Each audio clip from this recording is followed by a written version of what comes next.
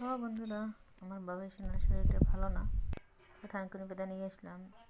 সেটা হচ্ছে রস খাওয়াবো একটু মধু দিয়ে। ঘুম থেকে উঠে গেল, এখন আমি তাকে একটু মধু খাওয়াবো। থানকুনি পাতার রস আর কি মধু দিয়ে এটা খাওয়াবো। আমি পুতুল বাজি দিয়ে সেটাকে খাওয়াচ্ছি। ওটা একটা খুব ভালো উপকারী জিনিস থানকুনি পাতা। চাইলে আপনারাও খাওয়াতে পারেন, নিজেও খেতে পারেন, আমিও খাবো। বাবুকে একটু খাইয়ে দিচ্ছি। ওর শরীরটা আজকে ভালো না, একটু পাতলা পায়খানা করেছে, সবুজ সবুজ। হঠাৎ কেন এরকম হলো জানি না। সবাই একটু ওর জন্য আশীর্বাদ করবেন। ওর শরীরটা একটুকু ভালো না, আসলে অনেক দুষ্ট, খাইতে চাচ্ছে না, তারপরও খাওয়াচ্ছি। খাচ্ছে, কান্না করে না, কারণ মিষ্টি লাগে তো মতো।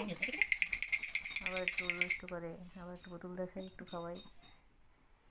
যাই হোক, ওর জন্য সবাই একটু আশীর্বাদ করবেন।